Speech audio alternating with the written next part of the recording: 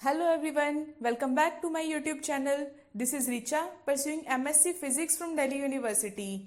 So कैसी चल रही है आप लोगों की CUET की प्रिपरेशन? मुझे कमेंट सेशन में कमेंट करके ज़रूर बताएं। और अगर आपको मेरी वीडियो अच्छी लगती है देन वीडियो को लाइक कर दिया करो, बिकॉज फिर ऐसे लगता है कि यार बच्चों को तो वीडियो पसंद ही नहीं आती है, फिर बनाने का क्या ही फ़ायदा। जितने ज़्यादा लाइक होंगे उतनी ही बेस्ट वीडियो आएगी नेक्स्ट, तो वो लोग आपके लिए ही ज़्यादा अच्छा होगा। लाइक करने से आपका भी कुछ नहीं जाता और मुझे भी कुछ नहीं मिलता लाइक करने से। वीडियो को लाइक ज़रूर करें अगर आपको वीडियो पसंद आए। आज की इस वीडियो में हमने 8 क्वेश्चंस कवर किए हैं हमारे। लास्ट प्रीवियस वीडियोस में हमने काफ़ी क्वेश्चंस ऑलरेडी कवर कर लिए हैं, और इसी टाइप से हम अपना जब तक आपका एग्ज़ाम नहीं आता है CUET का, इस मैराथन सेशन को कंटिन्यू रखेंगे और आपकी अच्छे से प्रिपरेशन करवाते रहेंगे। और आप भी अपनी तरफ से पूरे एफर्ट्स डालो, बिकॉज एग्ज़ाम आपका है। एफर्ट मैं डालूंगी तो कोई फ़ायदा नहीं है ना उससे, तो एफर्ट्स तो आपको अपनी तरफ से डालने ही पड़ेंगे। वीडियो को डिले ना करते हुए let's get started. Question number first में हमें बोला हुआ है, time period of revolution of planet A around sun is 8 time that of another planet. देखो जो लाइनिंग आ रही है ना, इसमें जो लिखा है उसको साथ के साथ लिखते जाते हैं। पहले इसने बोला time period of planet A is 8 time that of planet B. The distance of A from sun is how many time greater than the distance of B from sun. तो मतलब हमें क्या निकालना है, ए का डिस्टेंस सन से how many time greater than that of distance of B from sun, मतलब ये एक्स की वैल्यू निकालनी है हमें, क्या है हमारी। तो आपको पता है कैपलर लो की इक्वेशन क्या होती है, टाइम का square is directly proportional to R का क्यूब। और ये आप डायरेक्टली इसमें ए बी करके पुट कर दो, जैसे टी ऑफ ए का square divided by R of A का cube is equals to T of B का square divided by R of B का क्यूब। तो इससे क्या आ जाएगा आपका, T of A divided by T of B का whole square is equals to R of A divided by R of B का होल क्यूब। तो T of A divided by T of B क्या है हमारा, 8। तो 8 का whole square is equals to R of A divided by R of B का whole cube. तो ये क्या आ गया आपका, 8 का स्क्वायर करोगे आप 64, और अब इसकी जो 3 है पावर उधर लेके जाओगे तो 1/3 बन जाएगी ये। तो ये आ गया R of A divided by R of B. और ये आपको पता है ये किसके इक्वल होता है हमारा, 4 के इक्वल, बिकॉज 4 का क्यूब भी तो होता है ना हमारा 64। तो ये आ गया R of A divided by R of B is equals to 4। तो आपका आंसर है 4। क्वेश्चन नंबर 2 में उसने कहा है कि Miller indices of a set of parallel plane. Miller indices क्या होते हैं गाइज आपके, HKL। हमें मिलर इंडेसिस निकालने को बोला है उसने, which makes intercept in ratio. और इंटरसेप्ट का रेशो हमें दिया हुआ है 1/2, 1/2, 1/4। ये है हमारा इंटरसेप्ट का रेशो।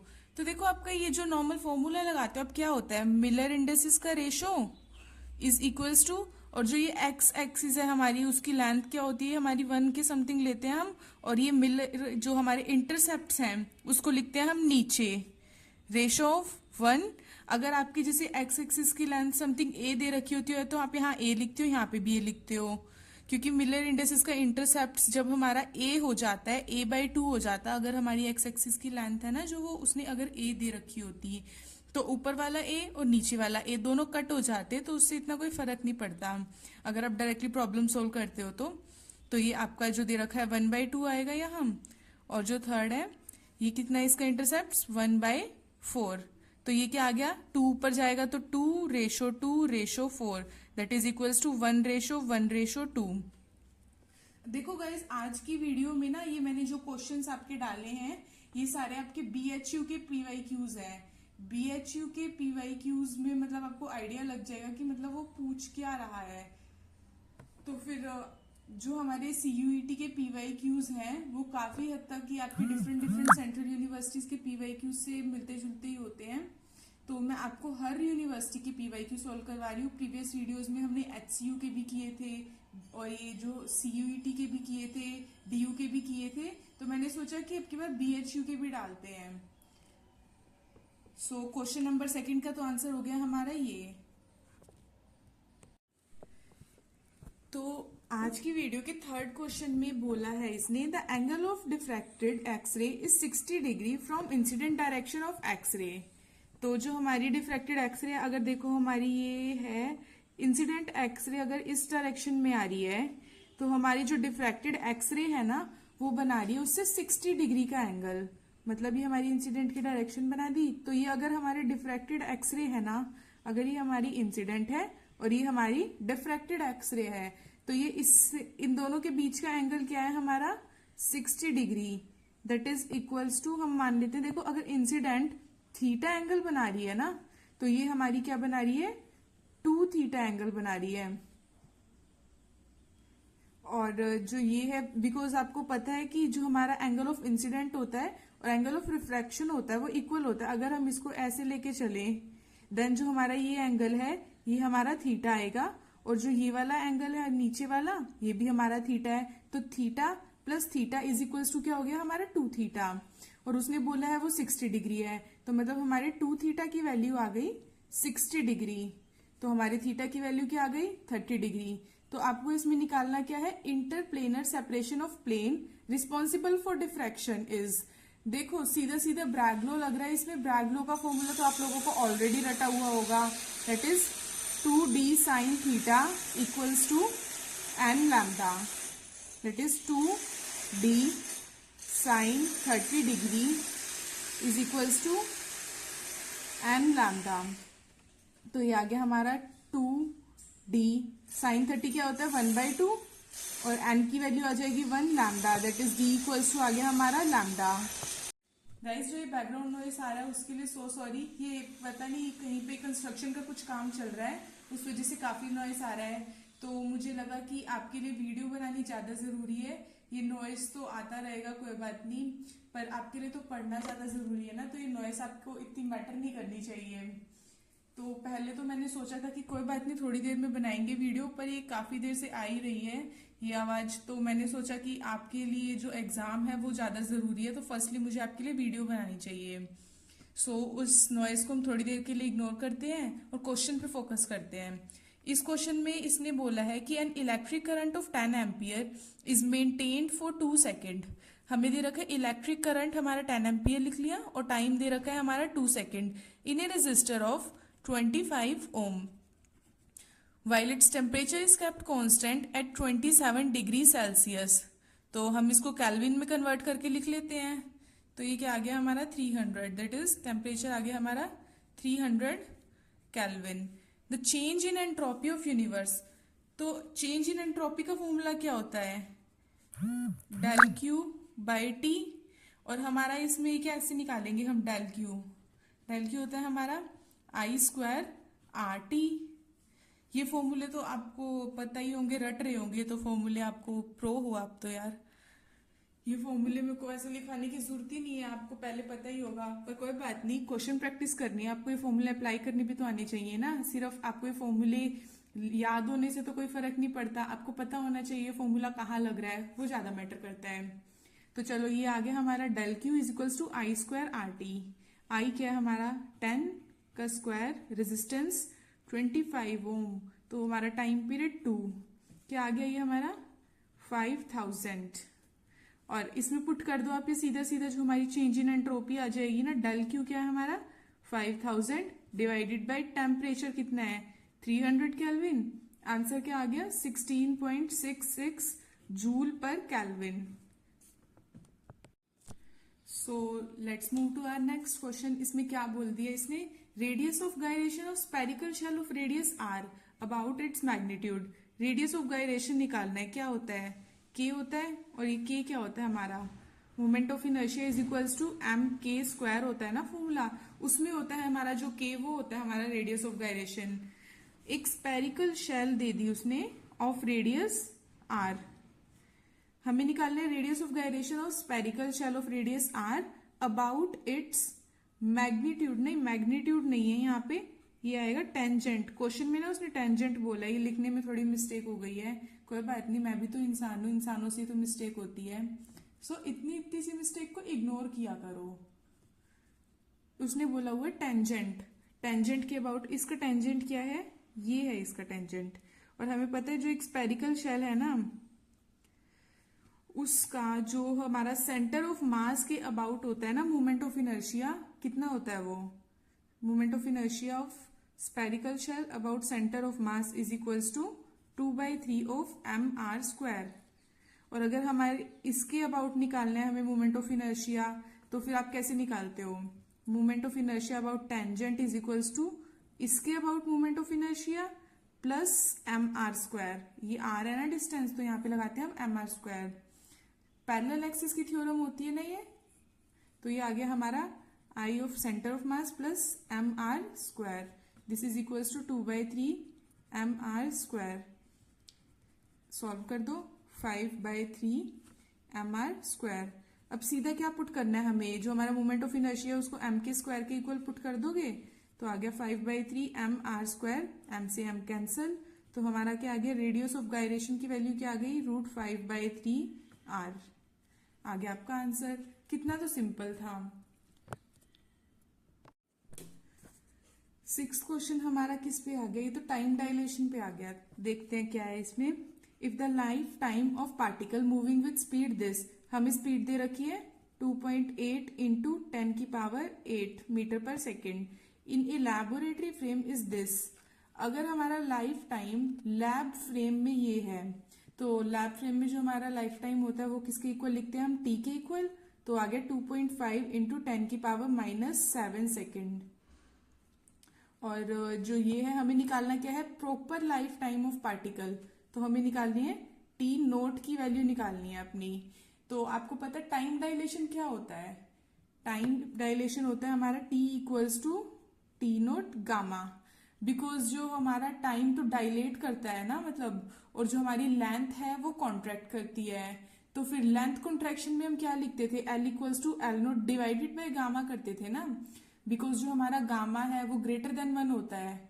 और अगर हम किसी मतलब 1 से बड़ी चीज को, मतलब जैसे लगा लो, आप ये कहना चाह रही हूँ मैं, L equals to L naught divided by gamma क्यों लिखते हैं? क्योंकि लेंथ कॉन्ट्रैक्शन होता है, तो लेंथ जो हमारी कॉन्ट्रैक्ट हो रही है, और ये वैल्यू मतलब स्मॉल कब बनेगी? जब इस वैल्यू को हम किसी चीज से डिवाइड कर दें।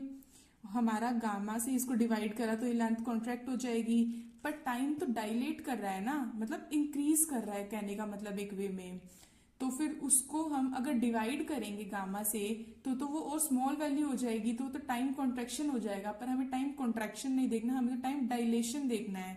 तो इसलिए इसको हम गामा से मल्टीप्लाई करते हैं। ये आपको मैं लर्न करने की ट्रिक बता रही हूँ। बहुत बार होता है कि बच्चे कंफ्यूज हो जाते हैं कि हम एल नोट, वो जो हमारी एल है उसको हम गामा से मल्टीप्लाई करें या डिवाइड करें, या फिर टी को हम मल्टीप्लाई करें या डिवाइड करें। तो अब इससे याद रखना, जो हमारा टाइम होता है डायलेशन होता है, एक तरह से वो इंक्रीज हो रहा है।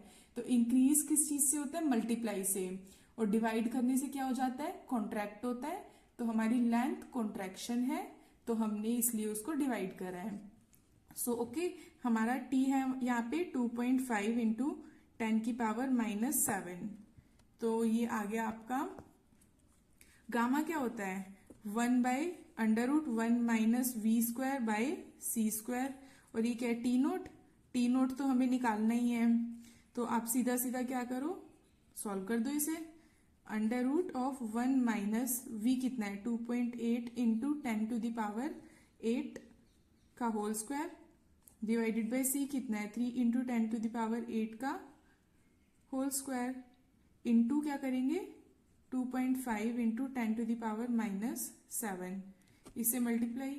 अब ये आप जब इसको सॉल्व करोगे ना, तो सॉल्व करके इसकी वैल्यू आ जाएगी हमारी, जो टी नोट है वो आया हमारा 9 into 10⁻⁻8 second. So simple. Question number 7, इसमें है efficiency of Carnot engine working between source and sink is 1/4। तो हम लिखते जाते हैं साथ के साथ, एफिशिएंसी कितनी है हमारी? 1/4। If the temperature of source is 927 degree Celsius. Degree Celsius में सबसे पहला काम क्या करना है आपको? डिग्री सेल्सियस को करना है केल्विन में कन्वर्ट। गलती से भी मत रख देना डिग्री सेल्सियस में, आता हुआ क्वेश्चन गलत करके आओगे, वरना आप लोग फिर मुझे मत बोलना कि आपने बताया नहीं कि केल्विन में कन्वर्ट करना है। तो यार सबसे पहले आप करा करो डिग्री सेल्सियस को केल्विन में कन्वर्ट। ये आगे आपका टेम्परेचर है 927 + 273। तो इस टाइप का क्वेश्चन देख के सबसे पहले आंख बंद करके करना आप डिग्री सेल्सियस को, तो चाहे केल्विन में कन्वर्ट। ये आ गया 1200 केल्विन। पर एक बात सुनो, अभी एक और चीज आएगी इसमें, वो चीज ध्यान देने लायक है, आगे ध्यान से सुनते रहिए। What will be the change in efficiency of engine on increasing that, हमें निकालनी है change in efficiency on increasing the temperature of sink by 100 degree Celsius. इसको मत कर देना यार केल्विन में कन्वर्ट, ये होती है गलती बहुत बार। क्या बोला है इसने, टेम्परेचर ऑफ इस sink is increase by 100 degree Celsius, उसने उतना टेम्परेचर इंक्रीज किया है। अगर आप टेम्परेचर 100 डिग्री सेल्सियस बढ़ाओ या 100 केल्विन बढ़ाओ, बात तो एक ही है, क्योंकि आपने इतनी अमाउंट इंक्रीज करी है, किसी कांस्टेंट अमाउंट पे नहीं हो आप। तो उतना आप केल्विन इंक्रीज करो या उतना आप सेल्सियस में इंक्रीज करो, इंक्रीज तो इंक्रीज होता है ना, इट डजेंट मैटर कि वो सेल्सियस है या केल्विन। तो इसको आप जो इंक्रीज करते हो ना, उसको हमेशा सेल्सियस या केल्विन जिसमें भी दे रखा है उसमें ही रखा करो, अपना दिमाग लगा के दूसरी चीज में कन्वर्ट करने की कोशिश मत किया करो। पर जो आपकी एक पर्टिकुलर वैल्यू दे रखी होती है उसमें आंख बंद करके कर दिया करो उसे कन्वर्ट आपका केल्विन में। तो ठीक है, इसमें हमारा T1 था सोर्स का टेम्परेचर, ये हम मान लेते हैं जो हमारा टेम्परेचर ऑफ सिंक उसने कर दिया इंक्रीज बाय, तो हमारा नया जो आ गया ना वो सिंक का टेम्परेचर, वो आ जाएगा पहले वाले का टेम्परेचर प्लस 100। तो आपका क्या निकालना है हमें, एफिशिएंसी ऑफ दिस, ये क्या होगी हमारी नई वाली एफिशिएंसी माइनस पुरानी वाली एफिशिएंसी, या फिर आप इसको ऐसे भी लिख सकते हो पुरानी वाली एफिशिएंसी माइनस नई वाली एफिशिएंसी, दोनों में से जिसकी वैल्यू बड़ी होगी उसको रख दोगे आप, बिकॉज आपको नहीं पता ना टेम्परेचर इंक्रीज करने से जो एफिशिएंसी है वो बढ़ी है या घटी है, तो फिर उस अकॉर्डिंग देख लेना। चलो पहले पुट करते हैं। सबसे पहले हमारा नीटा क्या होता है, efficiency 1 minus T2 by T1, तो एफिशिएंसी है 1/4। फर्स्ट वाले की बात करें जब हमने टेम्परेचर इंक्रीज नहीं करा है उसमें, 1 minus T2 divided by T1, तो ये आ गया आपका T2 divided by 1200 is equal to 1 minus 1/4, that is equal to 3/4। तो आपने इसमें लिख देंगे जो T2 की वैल्यू है आपकी क्या आ गई, इसको 3 into 1200 divided by 4 that is 300, क्या आ गया आपका ये 900 आ जाएगा, 900 केल्विन। तो फिर अब नई वाली एफिशिएंसी निकाल लेते हैं। नई वाली एफिशिएंसी क्या होती है, ये होती है आपकी 1 minus T2 dash divided by T1 dash. T2 dash क्या था, T2 जब हमने टेम्परेचर 100 डिग्री सेल्सियस या 100 केल्विन बढ़ा दिया है, और T1 डैश तो T1 के इक्वल ही होगा, क्योंकि हमने टेम्परेचर जो सोर्स का है वो तो इंक्रीज ही नहीं किया ना, तो आ गया हमारा 1200 के इक्वल। तो आप यहां से T2 की वैल्यू पुट कर दो, 1 माइनस 1000 आ गया divided by 1200, because 900 plus 100 is equals to 1000, 2 0 से 2 0 गई, दैट इज इक्वल्स टू 2/12, 1/6 आ गई। हमें निकालनी थी चेंज इन एफिशिएंसी, तो आ गई हमारी 1/4 माइनस 1/6, सॉल्व कर दो, 12 4 3 12 6 2 12 आ गई हमारी चेंज इन एफिशिएंसी 1/12 के इक्वल। सो इसी के साथ आते हैं हम आज की वीडियो के लास्ट क्वेश्चन पे। An unpolarized light falls on 2 polarizing sheets placed on top of each other, मतलब एक हमने अनपोलराइज्ड लाइट है वो 2 पोलराइजिंग शीट्स के ऊपर इंसिडेंट की है, और वो जो दोनों शीट्स है ना एक दूसरे के ऊपर रखी हुई है। What must be the angle between the characteristic direction of sheets if the intensity of transmitted beam is 1/4 of incident beam intensity। इसमें क्या, इस टाइप का क्वेश्चन देख के ना कि जिसमें आपकी लाइट पोलराइजर से पास कर रही है, सीधा सीधा फॉर्मूला आपको क्या याद आना चाहिए, I equals to I naught cos square theta. आंख बंद करके फॉर्मूला लगा देना, अगर आपकी जो दे रखी है ना इंसिडेंट बीम, अगर एक आपकी अनपोलराइज्ड बीम इंसिडेंट कर रही है पोलराइजर के ऊपर, उसमें से कितनी इंटेंसिटी पास होगी, इस टाइप की कुछ भी वर्डिंग है सीधा ये फॉर्मूला लगाओ आप। तो इसमें बोला इसने जो बाद में हमारी पास हो रही है ना लाइट, उसकी इंटेंसिटी क्या हो गई 1/4 ऑफ इंसिडेंट बीम की इंटेंसिटी, तो हमारी वो आ गई I0/4 के इक्वल। पुट कर दो यार, ये आ गई I0 कोस स्क्वायर थीटा, I0 से I0 गया, कोस थीटा क्या आ गया हमारा 1/2। थीटा की वैल्यू क्या आ गई हमारी, किस पे होता है कोस थीटा की वैल्यू 1/2 के इक्वल, 60 डिग्री पे, या फिर लिख सकते हो π/3 पे। आज की वीडियो यही खत्म करते हैं। अगर आपको वीडियो पसंद आए तो वीडियो को लाइक करो और अपने फ्रेंड्स के साथ शेयर करो, और मेरे चैनल को भी सब्सक्राइब कर दो। अगर आपको फर्दर ऐसी वीडियोस की नोटिफिकेशन चाहिए, अगर आपको कोई भी डाउट है देन आप मुझे कमेंट सेशन में कमेंट करके जरूर बताएं। टिल देन अपने एग्जाम की अच्छे से प्रिपरेशन करो मन लगा के। मिलते हैं नेक्स्ट वीडियो में।